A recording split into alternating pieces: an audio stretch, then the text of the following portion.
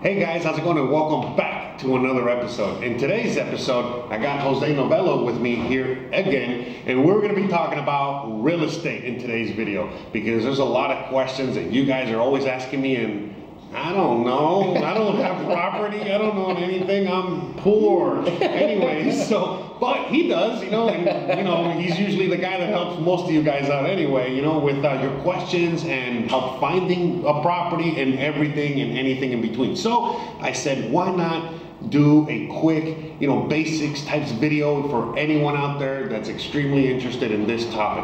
Now, the number one question that I feel that everyone asks and nobody has an answer to is, can I finance a property out here? I mean, I just landed here, explain to me my options, meaning I just got here on a tourist visa and I just got here on a residency visa, whatever. What are my options? Can I finance? Because some people say that yes, you can. Some people say that no, it's impossible to finance. So what's the deal? Well, the quick answer is no. No. No. Oh, okay. I mean, if you want to finance, if you need financing from a bank, the answer is no.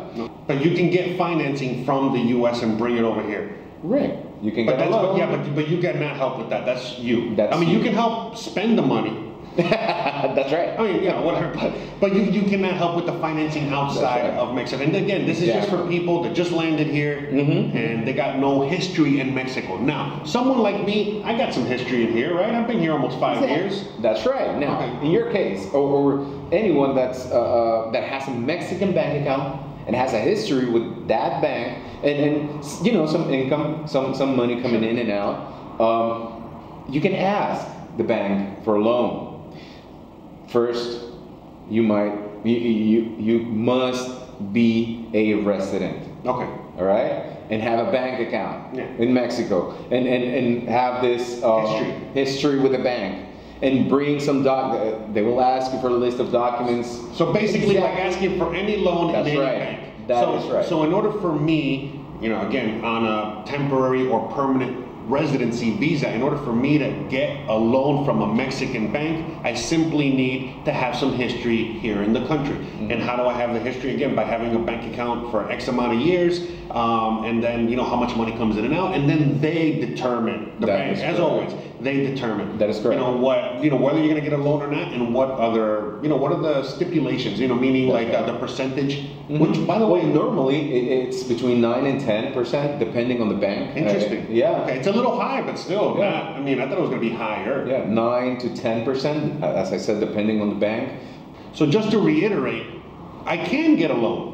Basically, I mean, again, it's, I have to meet a bunch of stipulations, but it's a possibility for someone to get a loan out here. It is. Interesting. Okay, and it's also a huge possibility for someone to bring money, another loan that they get from the U.S. or whatever country they're coming from, and then use that loan money, whatever that, for a purchase out here, or whatever. Right. Remodel, whatever. Okay. So now I want to ask you another question, that still has to do with the financing, because I remember you mentioned before in another episode that we did about homeowner financing. Yeah. How does that work? Okay.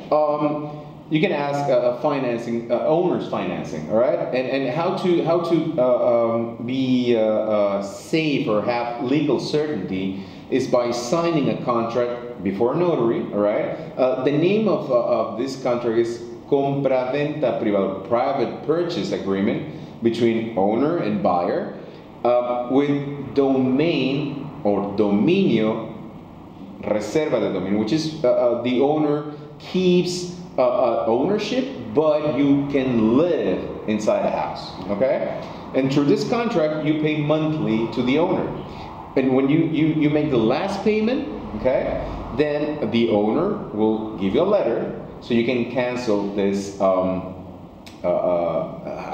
this agreement. That's right. Yeah. And then once the title is yours. Yeah, once you cancel the agreement, then the title is yours. So it's just like purchasing, let's say, a car in the U.S. or maybe here, where the title to the property is still in the hands of the owner until you pay off the debt. Yeah, once you pay off the debt. So, and then the rates on these are obviously variable, right? Because the rates really depend on the owner, and everything depends on the owner. And a lot of people actually, right, go down this route. Is this a popular option? It is. It is. Because as long as you pay, as long as you pay what you agreed to pay, and on the date you agreed to pay, you're good. And the owner he's also protected, because even though you'll be living inside a house, he keeps the title, okay? But you get to live inside the house and have rights over the property as well. Oh wow, that's awesome. That's a really, really, really good option. So now sorry, but now what you need to do is negotiate. That's it. Of course. That's it. Yeah. So, but this is a really good option, because at the end of the day, a lot of owners, they prefer to deal with you personally, directly, personally, instead of having a bank or having some other intermediary and all this other stuff. Because at the end of the day, they already sold the house, and they're, instead of getting a lump sum, they're just getting a monthly sum. Monthly. What is a stipend? Whatever. And if for whatever reason you don't pay rent, for whatever reason you're a bad tenant, you're a bad mortgage holder, well, the contract, the law protects the owner, and basically you're out on your butt. Now, again, what's going to determine, all that, meaning the late payment, all that stuff. Well, that's going to be between you and the owner. That's right. There's no one set contract, right? That is correct. You create a custom contract with whatever owner That's right. So it's the negotiation process. Oh, awesome. Okay, so it's pretty cool. Yeah. Okay, all right. Okay, so now we got all the financing taken care of. What do I need? What kind of paperwork? What do you need from me so I can buy a house? I'm ready to go. Okay. Well, we have two options, and depending on your plans, that's what I would need from you. Because I've had a lot of investors, which what they want to do is buy property and just resell it or rent it. That's a business, okay? And if that's your plan, then you might as well set up a Mexican corporation. You guys listening? Because remember, there's a bunch of you guys like that. Yeah. And just set up a corporation and have all your properties under this corporation and just do your rentals and all that stuff, all right? But that's one thing. If you're not buying a property to live, but to do business, right? Now, what we need to set up a Mexican corporation is minimum of 2 shareholders, and we need the information of these 2 shareholders, which is passport copies, tax IDs, emails, phone numbers, place of birth, date of birth, the personal data to set up the corporation. Once the corporation is set up. Now, in order to set up a corporation, you said you need 2 partners, right? Yes. So, do the partners need to be legal residents, or can they be on a tourist visa? Explain, All right. Well, you can still you can be in the U.S. or Canada or Europe, you name it, and without coming to Mexico, start a corporation. We can start a corporation. Interesting. Right. Here's one thing. This is very important for me to share with you guys, because I've been hearing and reading a lot of wrong information about, hey, you need a Mexican as a shareholder. That's a lie. Okay. That's a lie. 2 Americans, 2 Canadians, 2 Europeans, a Canadian. So basically, any outsider can do it, and you do not need even a tourist visa. You don't even need to be here. That's right. Exactly. That's right. So there's I guess it's like a loophole, right, for business. Again, remember we're just talking about. That's for business. Yeah, but remember, there's 2 options. If you, I remember what I asked him. Hey, what do I need in order to purchase a property? Depends if I'm going to do it for business or personal. He went down the business route first, because that's what we're always thinking about. But okay, so that's interesting. So actually, if you do it through the business route, it's actually a lot easier, but it's going to cost more money, obviously. Well, it's basically the same. To set up a bank trust or to set up a Mexican corporation, the fees are basically the same. Bro, I didn't see. Look at that. It seems everybody's always saying you got to do the bank trust because it's cheaper. No. Interesting. Because I'm always about the corporation, because I know that's going to really protect you. Correct? Yeah. It's the same. A lot of the laws are the same here as they are in the USA. So if you're familiar with tax law, real estate law, a lot of these things in the US, believe it or not, it translates very well to here. I can't speak for other countries, but at least in the US is. That's right. Okay. That's right. Now, if your plans are to buy a property to live, as your house, then we go through the bank trust process. What we need for the bank trust, you don't need 2 shareholders or 2 persons. You can just set up the bank trust one. The bank will ask you for who will be the beneficiary when you die. Right. So you will need beneficiaries, and again, all the personal data. You will also need the property's information, all the information, the KYC forms, which is Know Your Client forms, which are pain in the butt. Trust me, don't get me started. And you will also need the seller's information. So you need more information to set up a bank trust and to purchase that property, but it is the way to buy a property to live. Okay, now 2 different options: business, you set up a corporation; bank trust, if you want to live. Now, I've heard some folks saying, "Hey, I want to open a bank trust to buy property and to rent those properties." I do not recommend that. You do not recommend? I do not, because you have a business, and if that's the business you want to do, you might as well open a corporation now. Yeah. I mean, again, the benefits are immense. Again, yes. If you know anything about this in the U.S., you already know the benefits of it, so it translates here even more so. Okay, honestly, but it's basically the same thing. So again, even if you're going to buy it for personal use, your personal home, it's still a good idea to even go down the corporate route, right? Or no? Or do you need to prove us a few things for that? Exactly. If that's the case, if you're buying just to live, a house to live, I do recommend to set up a trust. Okay, well, the reason I ask is only because, some people, a lot of people, me included, remember, we don't trust the banks. And so that's why we don't want to. And then remember, like let's say I come out here, I buy a property, and you're basically, remember, the bank trust. The bank owns the house. It's like, well, wait a minute, that was my house. But if it's a corporation, I own the house, correct? You own the shares and everything inside. Well, you and your partner. That's right. So again, I see. Okay, so at the end of the day, you're tied down no matter what. So if you come out here and you purchase it with your wife, okay, you're good. That's you. I mean, you would be. That's a corporation. That's a corporation. That's right. Right. That is but right. but if you are just singular, just you by yourself, you have to do the trust. Yes. Because otherwise, well, then you got to trust somebody else. That's right. And at that point, it's like, all right, I guess I got to trust. I got to trust the bank. Yeah, maybe with 1%, but. Okay. Makes a lot of sense. Yeah. But you can basically do a corporation trust. I mean, a corporation with a family unit. Oh, yeah.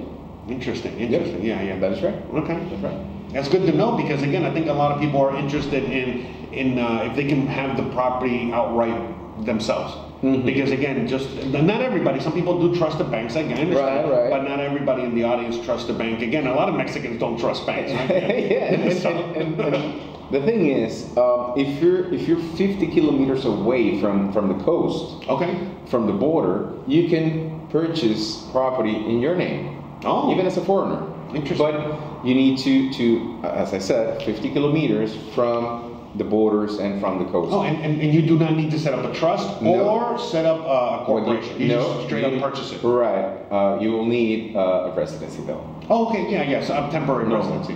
Now. So like purchasing a car. That's right. But again, just make sure that you're not within the 50 kilometers from the coast or from the. It's called Zona Federal, federal zone. Okay, restricted area, whatever. Yeah. If you're not, our location, we're in Merida. Right. We're still. Right.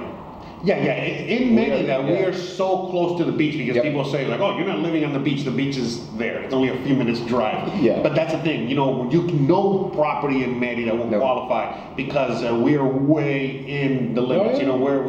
But 50 kilometers in, I mean, you're in the jungle. Yes. That's the thing. At least here, remember, not the whole country. The whole country is very different. So, like for example, let's say Mexico City. That's way off. So I can purchase a property in Mexico City, no problem. Yes, sir. I didn't even think about that. Yes, sir. That's okay. Wow. Okay, man. There's a lot more that we can talk about on this said topic, right? In fact, let's not bore too much the audience. That way, it'll give us more to talk about in future episodes. But we got more questions, all right? So we already answered finances, and we already answered what you need and what your options are when it comes to corporation, trust, and all that, and the difference between all that. I think another question that a lot of people have is, are there any special zoning laws? Are there any special building restrictions, laws, whatever? Because again, I know I'm in Mexico, and for the longest time, I know people, I just see people building whenever, I don't see anything, but every once in a while, I'll go through El Centro, the historic center, for example, here in Merida. I'm going through the historic center, and all of a sudden, I'll see a piece of paper, boarded to the wall from the government saying you can't build because it's a protected zone, but then, I see my neighbor adding a 17th floor to his. So, can you tell me a little bit more about that? Sure. Well, we do have some regulations regarding zoning. You mentioned Centro, which is the historic area, and those buildings are, 300, 400 years old. So yeah, we have some restrictions when it comes to Centro and these buildings. There's also restrictions on the coast.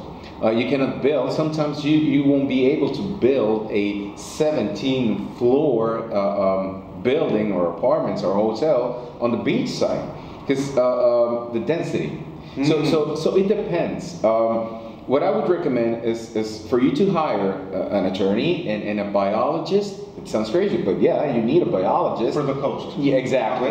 And an attorney and an architect or engineer if you want to buy or build in the city. Man, so building a property gets expensive quickly, doesn't it? Yeah, because, well, we know which law will apply to your particular property. So it's not like A, B, and C for all properties in Merida or Mexico. It's where's your property located, what's the density, which city. Wow. Yeah, Okay, there is a lot of things that we could go through.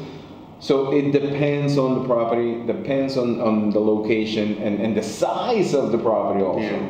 So okay, so long story short, a good rule of thumb would be to make sure you check that out first before purchasing the property. Totally. Because again, the last thing you want to do is purchase a property, you have an idea of what you want to build, and then the law literally says you cannot do that here. And by the way, there's not that many laws in Mexico, so there's a few laws in there, and you got to follow them. So in this case, that's the thing, because I do know, and I've heard of horror stories of people, making this critical mistake, where they buy the property, think it's a great deal, it's a great everything, and then before they know it, they're just stuck with that property and they can't really do what they wanted to do, and they got to settle for something else or even sell it.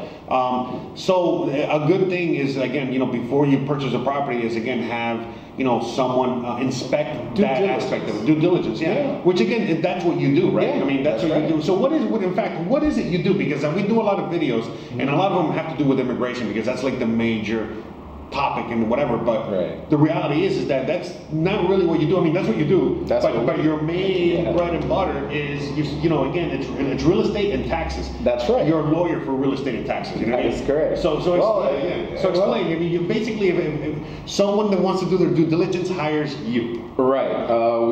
We do the due diligence. We check all the paperwork, of course. We can help you set up the corporation or the bank trust. We help you checking the property at the public record of property, or if the property is Ejidial land or Ejidial, right? Ejidial, yeah. Ejidial. We will let you know, and we will tell you to stop. So speaking of which, that's a great topic. Because a lot of people have no idea. There's a lot of different types of property in Mexico. It's a different country. So a lot of people just think all properties, in the US especially, a lot of people just think all property is private property. And it just transfers. And that's not really the case in Mexico. There's a lot of properties out here that are Ejidial. Yeah, Ejidial land. Ejidial, that's the English term, right? Ejidial. But basically what Ejidial really means is, again, that you're sharing the property with a bunch of people. That's right. It means that this land is not a private property. You need a process that you must ask the government to put the title in your name, basically. So and this process, this ejido process, could take years. Yeah, or centuries. I mean, in some cases, I mean, no. I mean, I'm exaggerating, but not. I'm exaggerating, but not exaggerating, because again, think about it. Let's say you buy a piece of property and it's owned by 12 other people. Mm-hmm. You're gonna find those 12 other people, right? Or 11 other people, or whatever, right? Yeah. And some of them are already dead. What the hell? How are you gonna get them to sign? Well, there's some ejido land that it has title. That one you can purchase. Sure.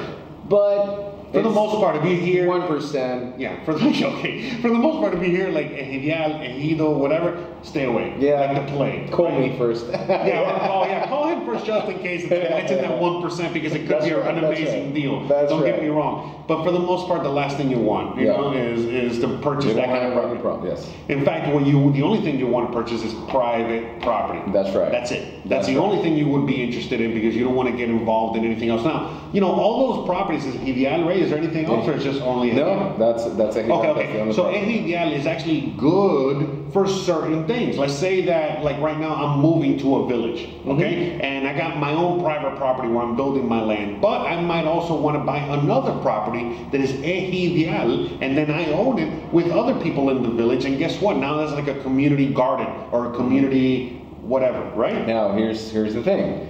Assuming they all get along. Yeah, no. But the most important thing is this: that you cannot become a part of the ejido if you're not Mexican. No, so you gotta be a citizen. Yes, sir. So, but then why are they selling those properties to? That's the thing. You cannot sell it. I mean, the law says it's not sellable. So basically, there's scams out there, and you should be careful. Some of them, yes.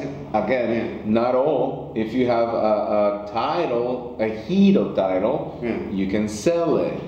But the law says, this land is not for sale. Wow. Because this land was given to this community. From the government gave this land to the community to work, to live, you know, to do what they want to do. Yeah. Ah, okay. So that adds more context. So basically, it's just land that's given to a community by the government, whether it's a local or federal government or whatever, and it's just basically, so that's why you can't even sell it, because it's basically just belongs to That's good. That's pretty cool though. That is actually a really cool thing though. Yeah. It's like a public park type thing. I mean, that's not a Ejidial, but I mean, I'm just saying, like kind of like that same kind of like mentality where it's a public property. Right. You know, but you know, there are owners, you know, there are people that it's for this community. Yeah. Wow. Interesting. Okay. So basically, you know, when it comes to laws, zoning, restrictions, all that, it's really just going to depend on the property. That's right. And then in many cases, again, in most cases, you know, let's say my neighborhood where I just live in a regular Mexican neighborhood, I don't need to check with anyone. I can just build. That's right. Yeah. All you have to do is ask. Let's say you want to build a second floor. Yeah. Okay. You will need a permit. Oh, okay. But that's it. Oh, okay. So just basically telling the government, hey, I want to build a second, so they can tax you. Yeah, the city hall will grant you a permit to build a second floor. You need to follow some regulations, of course, but that's something the engineer can help you with. Okay. But I mean, they're not super strict. I mean, meaning that, you know, they give you the permit, you build it, and that's it. They're not going to send an inspector to inspect it afterwards, are Well, they? that's something the engineer or architect must do. Cause so they do the city, that. Yeah, the city might send someone just to check that you're not building 3 floors. You know, Got it. Just to make sure that what you what the permit is for is what you're building. So I guess the question is the more money you got, the fancier the house, the yada yada yada, the more the government inspector is going to be on your butt. And if you're poor and you're just building a shack on top of your roof, the one isn't even going to look at you. Probably, yeah. Okay. No, because I mean, but that is a major thing about Mexico, because a lot of expats, you know, or a lot of people out there, you know, they get this misconception that all the rules and everything is even Steven for everybody, and it's not. No, it's not. Not at all. In fact, you know, it's the other way around. Like basically, the more you got, that's why a lot of people complain about this gringo price. But that gringo price, you know, that whole thing is honestly, look, how about this? I was talking to Christian about this the other day. I'm sorry, I'm just interjecting here. Sure. But the gringo price is more like this. It's like, I used to do something similar. I was in the restaurant business, And it's like this: the more attitude you give me, the nastier you are as a client, the more I'm going to charge you. And if you don't like it, you can get out. And that's what I think a gringo price really is like. You know what I mean? Because I mean, it really is. I mean, you know, there are going to be people that are going to overcharge you and try to take advantage everywhere on the planet. But I think for the most part, when people are talking about that gringo price, right. I think it's that. I think it's just basically, it's like, you know, damn, you know what I mean? We don't want this person here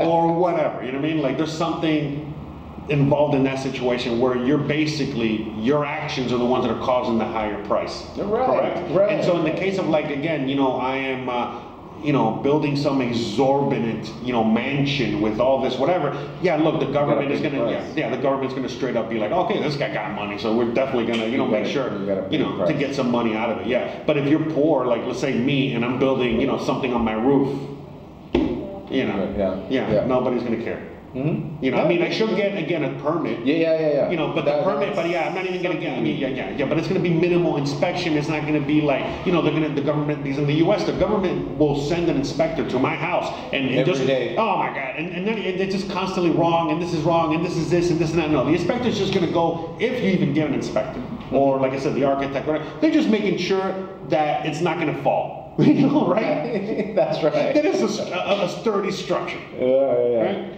Which makes sense. Which it's good too, because I thought there was no regulation. But there is some. There is. But it's minimal, but there is some. That's why I do recommend to hire an architect or an engineer to do that. Because I've had clients that come here, come to Mexico and say, hey, I'm a builder. I build stuff in the U.S. I'm into real estate in the U.S. or in Canada, and that's good. Don't get me wrong. Yeah. Fantastic. But totally different laws, totally different process, totally different offices. So it's like me flying, going to Canada or the US and say, hey, I'm an attorney in Mexico. Well, congratulations, dude, because you have nothing to do here in the US. Okay. Yeah. So basically, I mean, you can watch over, if you have that experience, you can, you know, watch over your employees, your workers, whatever, but at the end of the day, you really can't do much. Exactly. You will need an engineer or an architect signing all the documents, because they will be responsible for the construction. Got it. No, so that is why. Okay. Yeah. See, I don't know. I'm so dumb about all these things. Okay. I think that about covers it all. I mean, I don't think we have anything else really to talk about here, at least for this episode. We definitely have a lot of things to talk about. And, you know, again, you know, if you have any more questions, please leave them down below in the comment section. And, you know, I'll try to answer them, or, you know, he'll try to answer them. But in fact, if you want to reach out to him, he's not going to look at the comment section. Send him a direct email. His information is going to be provided. And if you are interested in purchasing a home, in anything that we talked about today, all right, that has to do with real estate, taxes, all that stuff, please reach out to him directly. I think you also sell properties, right? Yeah. I think, in fact, that's someone calling right now. That's right. Yeah, we do have a website and a real estate company. We sell property. Now, because I've been asked this question, hey, well, you're an attorney, and you deal with real estate cases or a purchase, and you also sell property. What happens if I'm buying one of your properties? Will you be the attorney? No. Oh, okay. You can hire someone, or if you feel good, me being the attorney and closing the deal, I'm fine. I'm cool.